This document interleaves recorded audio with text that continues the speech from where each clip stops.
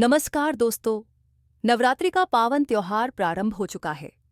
यह 9 दिनों तक चलने वाला पर्व है जिसमें मां दुर्गा के 9 स्वरूपों की आराधना की जाती है।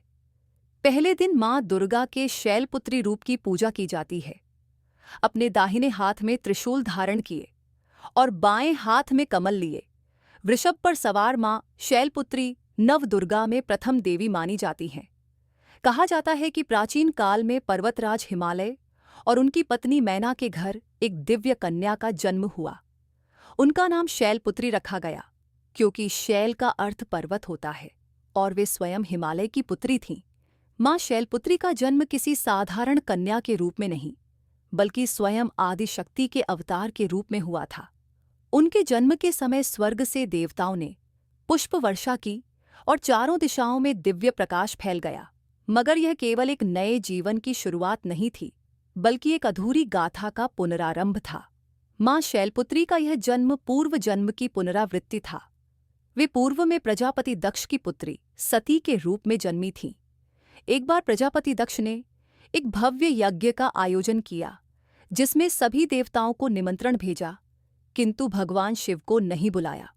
जब माता सती को यह ज्ञात हुआ तो उनका मन बेचैन हो उठा। उन्होंने भगवान शिव से वहां जाने की अनुमति मांगी। शिवजी ने कहा, देवी, प्रजापति दक्ष हमसे रुष्ट हैं, इसलिए हमें आमंत्रित नहीं किया गया। यह उचित नहीं होगा कि आप वहां जाएं। परंतु माता सती अपने पिता के घर जाने के लिए दृढ़ संकल्पित थीं। उनके आग्रह पर भोलेनाथ ने उन्हें अनुमति दे दी। जब माता सती अपने पिता के घर पहुंची तो किसी ने भी उनका प्रेम पूर्वक स्वागत नहीं किया। केवल उनकी माता ने उन्हें स्नेह से गले लगाया, जबकि उनकी बहनों ने व्यंग्य और कटाक्ष किए। पिता दक्ष ने भगवान शिव के प्रति अपमानजनक शब्द कहे, जिसे सुनकर माता सती का हृदय दुख, ग्लानि और क्रोध से भर गया। उन्होंने योगाग्नि द्वारा अपने शरीर को भस्म कर दिया। इस दुखद घटना से भगवान शिव अत्यंत क्रोधित हुए। उन्होंने वीरभद्र और अपने गणों को भेजकर दक्ष के यज्ञ का विध्वंस करवा दिया। इसके पश्चात माता सती ने अगले जन्म में शैलराज हिमालय के घर जन्म लिया और शैलपुत्री के नाम से प्रसिद्ध हुईं। माता शैलपुत्री का बचपन दिव्य गुणों से भरा था। उनकी सुंदरता अतुलनीय थी, लेकिन सबसे बड़ा आकर्षण था उनका शांति और भक्ति से भरा हृदय। एक दिन नारद मुनि हिमालय के महल में आए और उन्होंने माता शैलपुत्री को देख कहा, हे राजन, आपकी पुत्री केवल साधारण कन्या नहीं बल्कि स्वयं आदिशक्ति का अवतार है। इनका विवाह त्रिलोकेश्वर भगवान शिव से ही होना चाहिए। ये सुनकर माता शैलपुत्री के मन में भगवान शिव के प्रति अनुराग जाग उठा। मगर भगवान शिव ध्यानमग्न थे। तब माता शैलपुत्री ने कठोर तपस्या करने का निश्चय किया।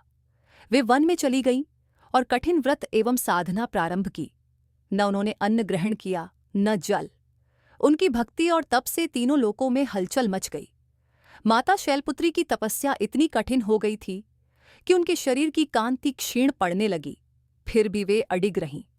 वर्षों बाद उनकी भक्ति से प्रसन्न होकर स्वयं भगवान शिव प्रकट हुए। शिवजी ने कहा, हे देवी, तुम्हारा तप अतुलनीय है। मैं तुम्हारे प्रेम और समर्पण से अभिभूत हूँ। तुम्हें मेरी अर्धांगिनी बनने का वरदान देता हूँ। शिवजी ने मां शैलपुत्री को अपनी पत्नी के रूप में स्वीकार किया और उनका विवाह संपन्न हुआ। विवाह के पश्चात वे मां पार्वती के रूप में विख्यात हुईं। माता शैलपुत्री का जन्म पर्वत से होने के कारण उन्हें स्थिरता और अडिगता का प्रतीक माना जाता है। इनकी पूजा करने से जीवन में स्थायित्व आता है, वैवाहिक जीवन सुखमय बनता है और घर में सुख समृद्धि का वास होता है। भक्तों का विश्वास है कि मां शैलपुत्री की पूजा करने से जीवन के सभी कष्ट दूर हो जाते हैं और भक्तों को सुख, समृद्धि एवं शांति का आशीर्वाद प्राप्त होता है। नवरात्रि के पहले दिन उनकी विशेष पूजा करने से साधक को आध्यात्मिक शक्ति और अद्भुत ऊर्जा प्राप्त होती है। ऐं देवी शैलपुत्र्यै नमः।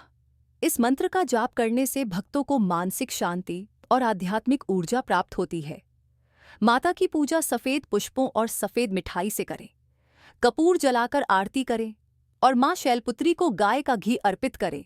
तो दोस्तों, ये थी मां शैलपुत्री की कथा। माता के आशीर्वाद से जीवन के सभी कष्ट दूर हो जाते हैं।